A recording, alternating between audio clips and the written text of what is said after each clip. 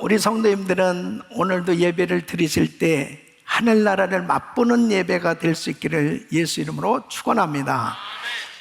우리가 신앙생활하면서 가장 중요한 것이 무엇입니까? 바로 하나님께 예배하는 것입니다. 왜 하나님께 예배하는 것이 중요해요? 예배는 하나님을 만나는 시간입니다. 하나님을 만나는 시간보다 더 중요한 것이 어디 있겠습니까? 그래서 하나님 앞에 예배를 드릴 때마다 주님을 만나고 주님께서 부으시는 그 은혜 가운데 감격하는 이런 예배가 되어질 때 우리 인생은 정말 복된 삶이 될 수 있는 것입니다. 오늘도 예배를 드리는 가운데 정말 하늘나라를 맛보는 이런 은혜가 있기를 예수 이름으로 축원합니다. 그 하늘나라를 맛보는 예배는 하늘문이 열리는 예배입니다.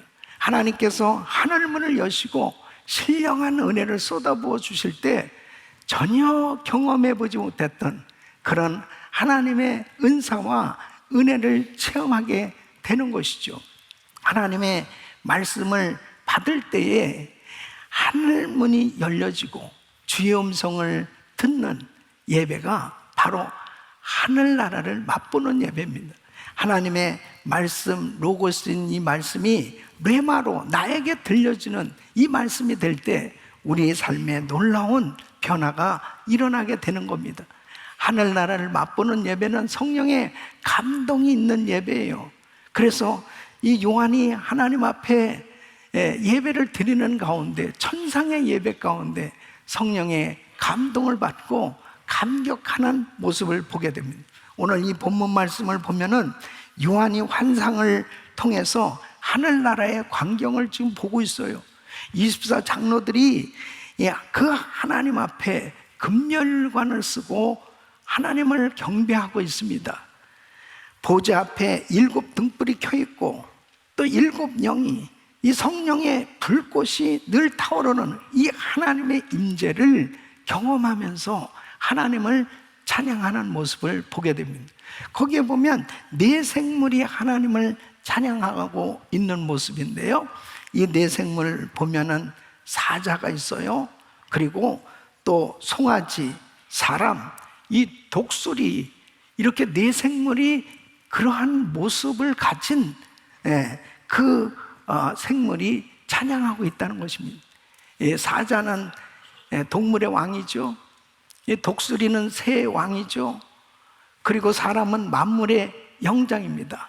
또 소는 가축을 대표하는 거예요. 그러니까 모든 만물의 이 피조물의 대표가 다 하나님을 찬양하고 있는 모습을 보고 있는 겁니다. 그래서 우리가 하나님 앞에 이렇게 예배를 드릴 때 하나님의 임재를 경험하는 이 예배가 바로 하늘나라를 맛보는 예배가 되는 것입니다. 여러분, 오늘 이 본문 4절 말씀을 보면은 바로 또 보좌에 들려 24 보좌들이 있고 그 보좌들 위에 24 장로들이 흰옷을 입고 머리에 금면류관을 쓰고 앉았더라. 지금 하나님의 임재를 보고 있어요. 여러분, 예배의 하이라이트는 하나님의 임재하심입니다. 아무리 우리가 정말 이렇게 악기와 성가대와 모든 것이 다 준비된 그런 아름다운 예배를 드린다 하더라도 주님이 이 자리에 임재하시지 않으면 아무 소용이 없어요. 사람들끼리의 모임으로 그냥 끝나는 것이죠. 그러나 우리의 예배 가운데 주님이 임재하시면 놀라운 신비한 하나님의 영적 세계를 경험하게 되는 것을 보게 됩니다. 우리 주님께서 이 자리에 임재 계신 것을 믿으셔야죠. 두세 사람이 내 이름 모인 곳에 나도 그들 중에 있느니라. 이 자리에 우리 주님 임재하신 줄로 믿습니다. 여러분, 이사야서 6장 1절에 보면 이사야 선지자는 하나님의 임재를 경험하고 있잖아요. 우시야 왕의 죽던 해 내가 본즉 주께서 높이 들린 보좌에 앉으셨는데 그 옷자락은 성전에 가득하였고 그랬습니다. 그러니까 하나님의 임재를 경험하는 그 순간 하나님 앞에 자신의 그 죄가 그대로 드러나는 겁니다.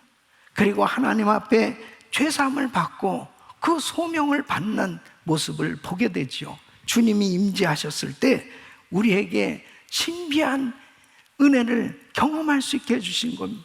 오늘도 이 예배 가운데 우리 주님 임재하셔서 여러분의 모든 죄를 사해 주시고 여러분의 모든 병을 고쳐주시고 여러분에게 참 평안함을 주시는 샬롬의 은혜가 임하기를 축원합니다.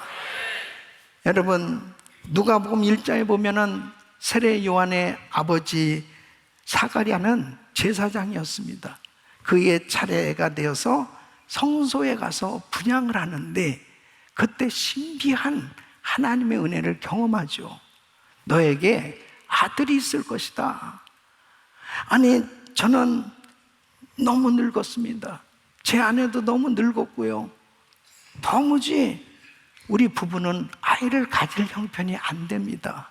그러니까 누가복음 1장 20절에 보면 천사를 통해서 이렇게 증표를 약속하십니다.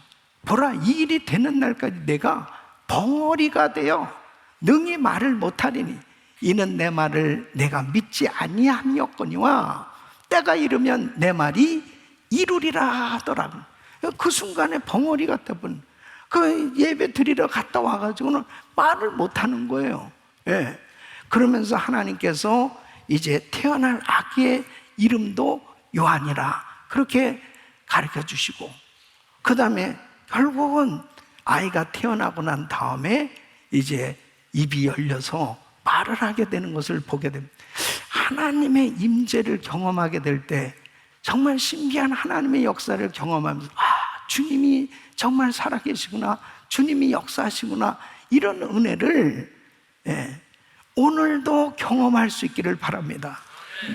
우리 은혜교회에 정말 이 과거 노력시대에 그 유명한 간증이 있어요. 그때 우리 김광식 목사님께서 이제 말씀을 증거하실 때인데 어떤 형제가 이제 예수를 믿고 교회에 와서 정말 은혜를 받고 자기 부인을 전도했습니다. 그 부인은 베트남 자매였습니다. 한국말을 잘 모르는 그런 자매였는데 이제 그때 뭐 통역도 없었고 옆에 그 자매가 앉아 있는 거예요. 그래서 목사님이 이제 말씀을 전하는데 보통 한국말로 목사님이 이렇게 부산 사투리를 아주 강하게 열정적으로 성령님께서 이렇게 그래서 우리는 성령님이 오셨나 형님이 오셨나 그러면 그냥 귀를 쫑긋 해가지고 목사님 말씀 막 들으면서 이제 은혜를 받는데, 여러분, 이 자매가 은혜를 받는단 말이에요. 아니, 분명히 목사님은 이 한국말로 설교를 하시는데 베트남 말로 들려진단 말이에요. 그래서 이 자매가 예수님을 영접하고 구원받게 된 것입니다. 할렐루야. 하나님이 역사하시면 이런 기적도 일어나는 거예요. 저도 제가 신비한 것을 경험한 적이 있는데, 우리 은혜기도원에서 집회를 인도할 때입니다. 그 성전이 이렇게 크지는 않지만 성도들이 꽉 찼습니다.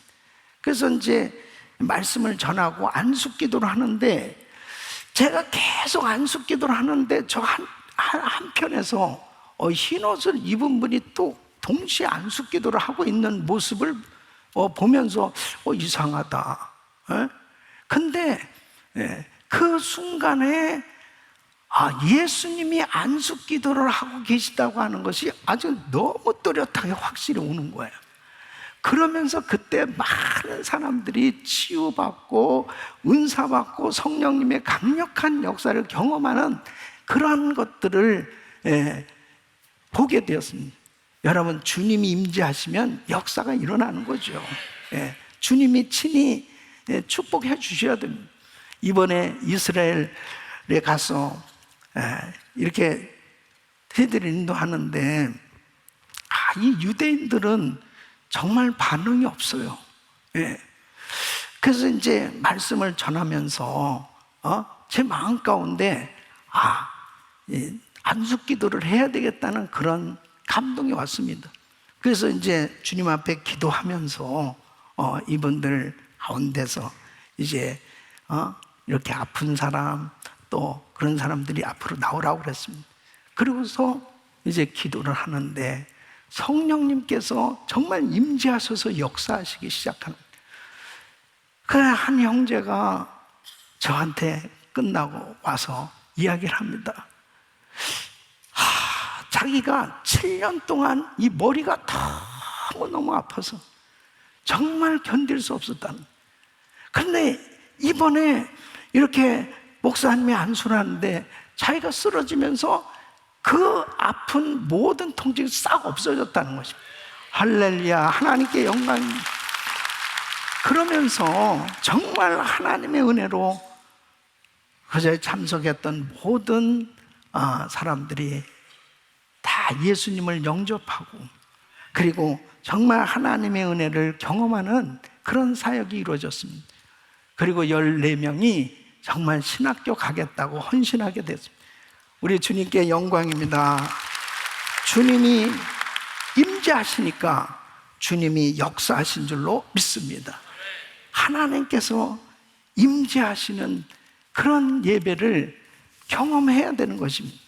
두 번째는 하늘나라를 맛보는 예배는 하나님을 닮아가는 예배입니다. 오늘 이 4절 말씀을 보면 또 보좌에 둘려 24 보좌들이 있고 그 보좌들 위에 24 장로들이 흰옷을 입고 머리에 금연류관을 쓰고 앉았더라 그랬습니다. 여러분, 24 장로가 흰옷을 입었다고 말하고 있어요. 그것은 구원받은 것을 의미하는 거죠. 바로 죄사함을 받고 하나님의 은혜로 성결함을 입은 것을 표현하고 있는 것입니다.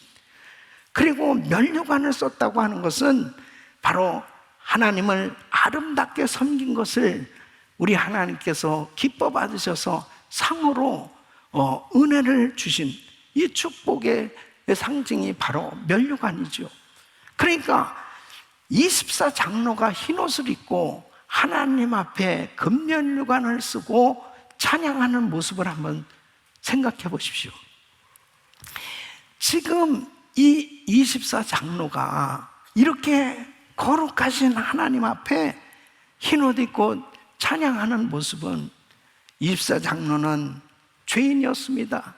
죄의 삭은 사망이요, 죄 때문에 영원히 지옥 갈 수밖에 없었던 그런 추악한 죄를 지은 인생인데, 바로 예수 그리스도의 은혜로 그 피공로로 자신의 모든 죄가 사함을 받게 되었고, 죄 사함을 받고 하나님께서 입혀주시는 흰옷을 입고, 그리고 하나님 앞에 선택함을 받아서 주님을 거룩하게 섬기는 영광스러운 직분을 받고 하나님을 섬기는 바로 그 아름다운 하나님의 사람으로 하나님께서 은혜를 베풀어 주셔서 이제 하나님 나라에서 면류관 쓰고 그렇게 하나님을 찬양하는 이 모습 자체가 바로 거룩하신 하나님을 닮은 모습이죠. 그러니까 예배의 대상, 예배를 받으시는 하나님의 속성은 거룩이에요. 영광이에요. 그러니까 죄인된 인생이 하나님을 예배하는 가운데 거룩한 하나님을 닮아가게 되는 겁니다. 그러니까 우리의 신앙은 자꾸 주님을 닮아가야 되는데 주님을 어떻게 닮아갈 수 있겠어요? 예배를 통해서 주님을 닮아가게 되는 줄로 믿습니다. 부부도 너무 신기한 게 계속 같이 오래 살다 보면 닮아갑니다. 어떤 분이 이렇게 얘기합니다. 목사님, 저는 원래 참 성격이 좋았습니다. 저 사람하고 살면서 싸나워진 것입니다. 그런 말을 하는 경우가 있어요. 그런 분들도 예배 계속 잘 들으면 온유한 심령으로 바뀌어지는 것입니다. 다른 것이 아니에요. 여러분 생각해 보세요. 예배 제대로 안 드리면은 결국 세상 닮아가게 돼 있어요. 예? 그러니까 교회를 10년, 20년, 30년 다녔다고 그래도 사람을 딱 만나보면 야, 이 사람은 너무 세상 냄새가 풀풀 나. 너무 세상적이에요. 입에서 나오는 소리도 너무 세상적이고, 그 사람 영락없이 살펴보세요. 예배 잘 안 드립니다. 예. 주일날 교회 가서는 한숨 푹 자고 가는 사람이에요. 예? 교회는 다닌다고 그러지만 예배 제대로 안 드려요. 근데 예배를 잘 드리는 사람들 모습을 보면 하나님의 속성인 이 거룩함, 그래서 예배 때마다 눈물을 흘리고 회개하고 정말 자기 자신이 그 주님의 말씀을 통해서 깨닫게 되어지니까 점차적으로 주님을 닮아가는 삶으로 바뀌어지는 줄로 믿습니다. 다른 것으로 주님 닮아갈 수 없습니다. 하나님 앞에 예배 잘 드리는 인생, 주님을 아름답게 섬기는 인생, 바로 주님을 닮아가게 되는 줄로 믿습니다. 그래서 우리가 처음 예수 믿고 교회를 나오게 됐을 때 사실 불편한 게 참 많습니다. 특별히 우리 은혜교회에 처음 교회 나오시는 성도님들 경우는 좀 불편한 게 조금 많을 거예요. 통성기도 하는 거 쉽지 않잖아요. 부르짖고 통성기도를 한다든지, 또 이 율동을 한다든지, 이런 것들이 있을 때 속으로 이런 생각도 합니다. 아, 나오지 말아야 되겠다. 다음 주부터 이 교회가 이상한 교회인 것 같다. 이런 생각을 막 하는 것입니다. 그런데 그래도 한 주, 두 주 나오면서 입을 떼서 이제 통성기도도 좀 하고 율동도 약간 몸이 흔들흔들 되기 시작하고, 그러면서 이렇게 말씀을 들으면서 예배를 드리다 보니까 자기도 모르게 이렇게 드리는 예배가 너무 좋은 거예요. 그러면서 처음에는 힘들었지만 하나님의 은혜를 받고 나서 보니까 하나님 앞에 부르짖고 기도하면서 이 심령이 깨어지는 겁니다. 내가 죄인이라는 사실이 깨달아지기 시작합니다. 그리고 하나님 앞에 그냥 기도가 저절로 되기 시작하는 겁니다. 오히려 가만히 있으면 더 기도가 안 돼요. 막 하나님 앞에 부르짖고 기도하고 싶어지고, 그리고 그 기쁨이 그냥 가만히 있을 수 없는 거예요. 막 율동하고 싶은데 왜 2부 예배 율동을 안 하냐 이거. 막 저절로 막 율동하고 싶어지고, 이것이 하나님을 닮아가는 시간인 줄로 믿습니다. 하나님을 찬양하는 그 시간, 주님 앞에 예배드리는 그 시간, 나도 모르게 죄를 저절로 회개하고 자복하고, 그리고 내가 주님을 닮아가려고 하는 그러한 이 생각으로 충만해지게 되는 거죠. 그래서 히브리서 12장 2절에 보면 믿음의 주요 또 온전케 하시니 예수를 바라보자. 저는 그 앞에 있는 즐거움을 위하여 십자가를 참으사 부끄러움을 개의치 아니하시더니 하나님 보좌 우편에 앉으셨느니라. 사랑하는 성도 여러분, 예배 드릴 때마다 주님을 바라보는 시간 될 수 있기를 바랍니다. 계시록 22장 14절에 보면 그 두루마기를 빠는 자들은 복이 있나니 그랬습니다. 그러니까 예배를 드릴 때마다 우리 자신을 매일 씻는 시간이 되어져야 되는 것입니다. 그리고 하나님의 말씀이 자꾸 새롭게 들려오기 시작하죠. 그리고 그 말씀이 그 심령 속에서 역사하면서 자기도 모르게 말씀에 길들여지는 그런 삶이 되기 시작하는 것입니다. 여러분, 출애굽기 32장에 보면은 이스라엘 백성들이 참 어처구니 없는 우상을 만듭니다. 아니 430년 동안 애굽에서 종살이를 하다가 이제 하나님의 은혜로 홍해 바다를 육지같이 건너잖아요. 이 양쪽에 물벽이 서고 이 바다를 육지같이 건넌다는 게 말이 됩니까? 하나님의 이 엄청난 기적을 경험했으면 그 하나님을 찬양하면서 예배해야 마땅한데 그들이 금송아지를 만든단 말이에요. 그리고 금송아지가 우리를 인도할 신이라는 거예요. 여러분, 왜 이렇게 기적을 경험했어도 신앙 실패할 수밖에 없었습니까? 결국 그들은 예배할 줄을 몰랐어요. 예배를 배우질 못했단 말이에요. 예. 그래서 하나님께서는 바로 이 모세를 통해서 이 광야에서 십계명과 그리고 성막을 만들도록 십계명을 주셨고 성막을 짓게 하셨습니다.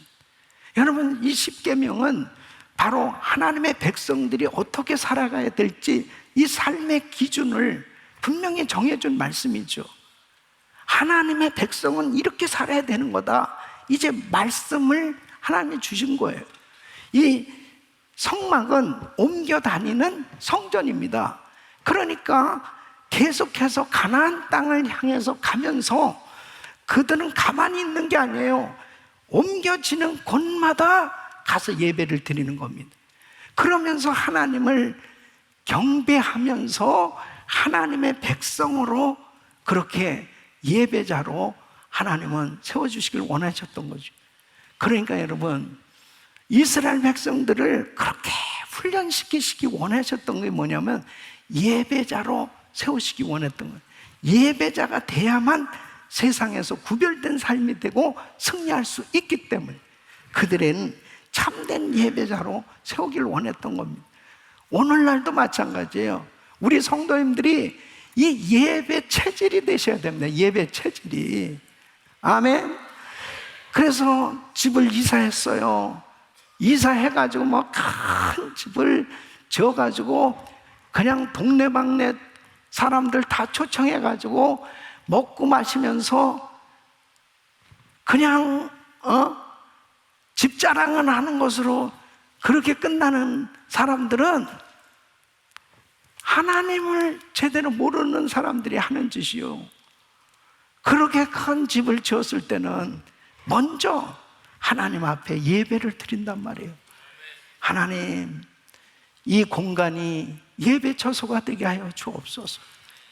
이곳이 찬송이 넘치게 하시고 우리의 삶이, 우리 자녀들이 다 예배자가 되게 해달라고.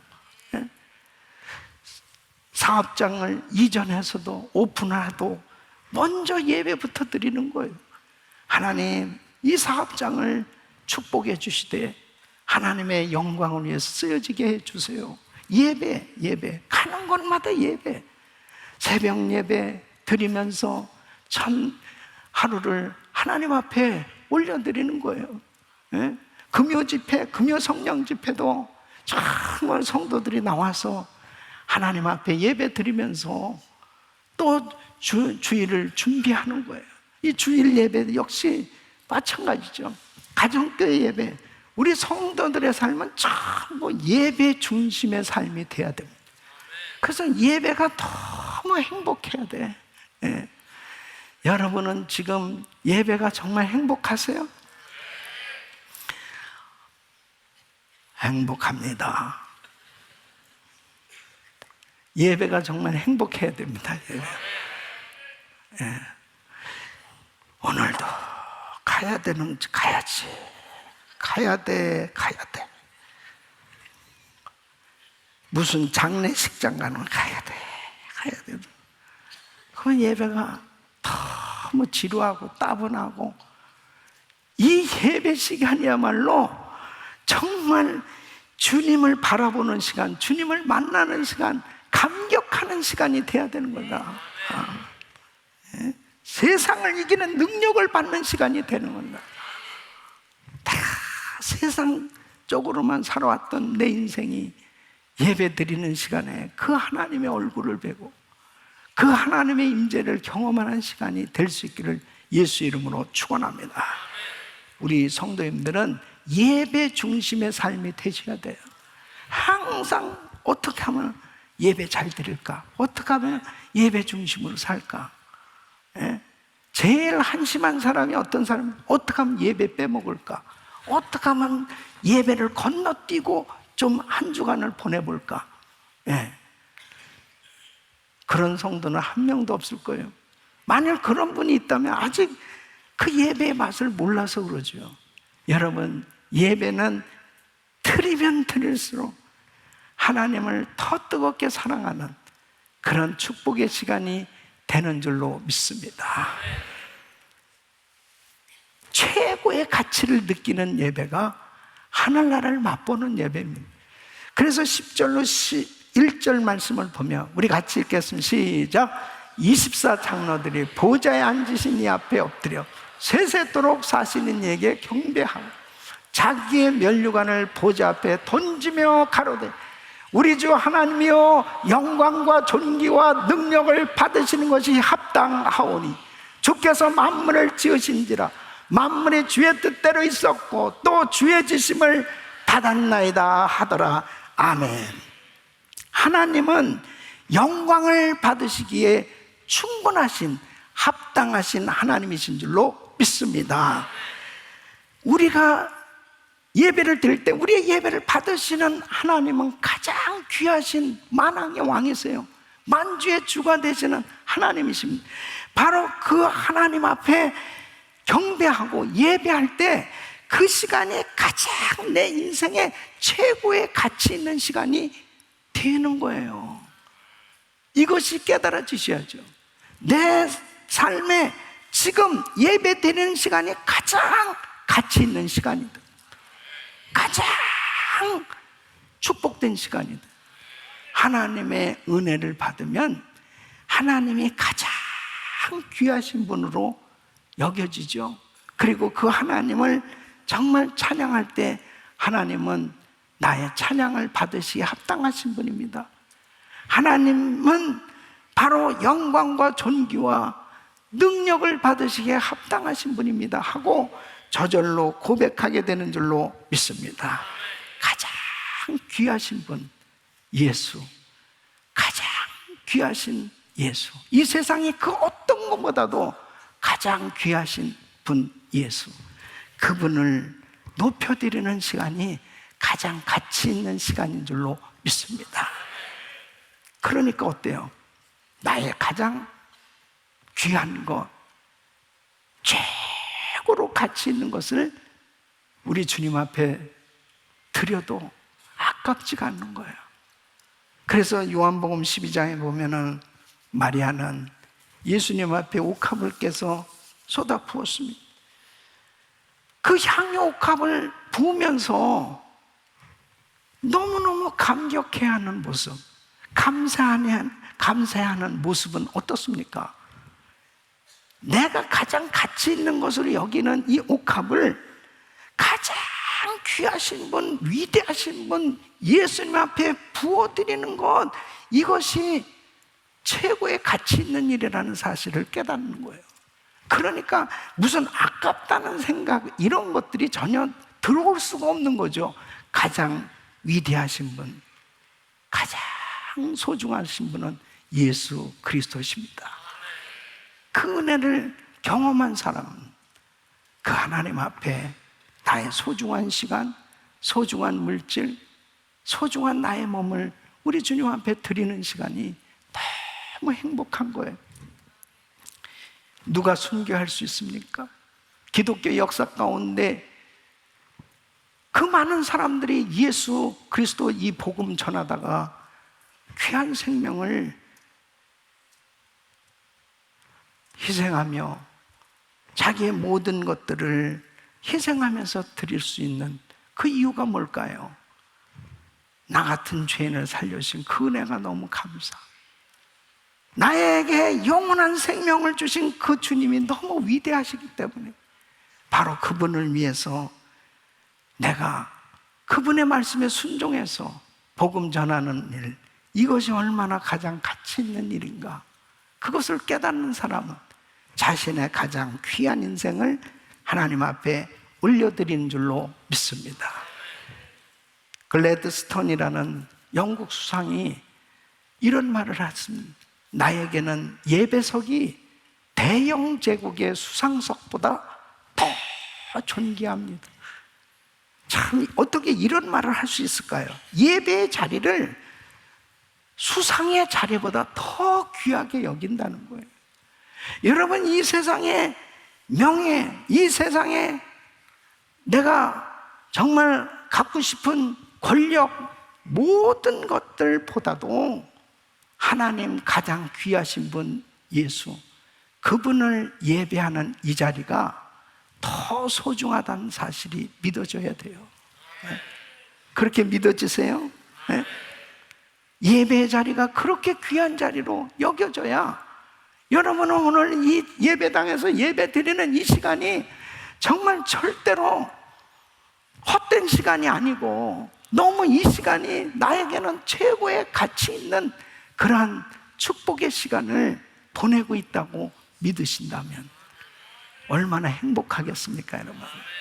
사랑하는 성도 여러분, 예배를 드릴 때마다 나는 가장 가치 있는 그런 축복의 시간을 보내고 있다고 하는 생각을 가지고 하나님을 만나는 예배의 시간이 될 수 있기를 예수 이름으로 축원합니다. 어떤 분은 주의를 지키기 위해서 장관직을 포기한 사람도 있지 않습니까?